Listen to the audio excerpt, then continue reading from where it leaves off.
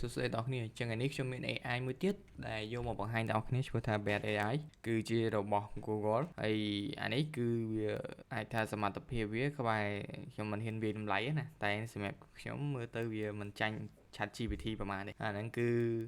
យើងចូលប្រើដោយមិនបាច់ប្រើ VPN មិនបាច់អីទាំងអស់គឺងាយស្រួលមែនតើហើយយើងប្រើ ChatGPT រៀងញ៉ៃតិចណាហើយចាំមើលទាំងអស់គ្នាយកទៅសាកតេស្តថា quality វាមិនតាឥឡូវក៏មកតប៉ែយូដល់គ្នាវាយមក Bard AI ហើយយើងចុះមកក្រោមមកយើងនេះយកមួយនេះណា Bard an experiment by Google អូខេតោះមកទៀតទាំងអស់គ្នាគ្រាន់តែ log in ចូលទៅណាហើយយកនេះពាក្យ join whitelist នេះមក waitlist sorry ហើយ tick វាមក join waitlist ចឹងយើងរងចាំតិចទៅតែខ្ញុំអត់ចាំទេខ្ញុំមានអានេះប្រហែលជា10នាទីហើយយ៉ាងតិចថា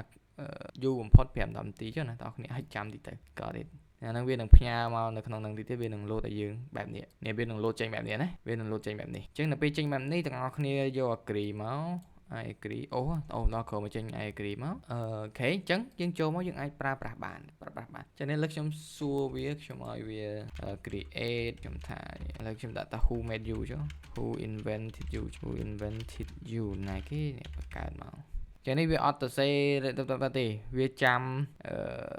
ចម្លើយបានគឺដាក់ចម្លើយចេញមកទាំងមូលហ្មងអត់ទៅសេដូចនៅក្នុង ChatGPT សេដូចជាសេអក្សរចឹងណាចឹងនេះតែ invented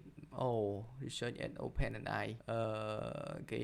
ជារបស់ Google អូខេចឹងខ្ញុំឲ្យវាបង្កើត create an API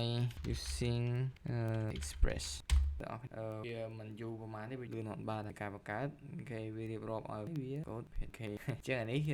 ខ្ញុំឲ្យវាទៀតចុះ write an API using Prisma មិនជាយូរប្រហែលទេណាអានេះវា spawn លើស៊ីសងលើអ៊ីនធឺណិតយើងណាវាខ្លះនេះអូខេអានេះឥឡូវខ្ញុំសាកយកសំណួរដដែលទៅសួរវាតែចាំមើលរបៀបវាបញ្ចេញមកវាមិនដែរcreate an API using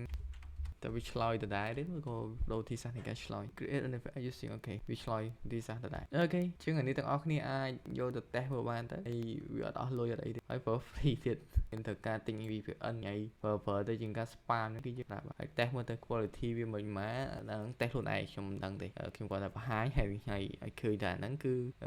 វាមាន AI ដែល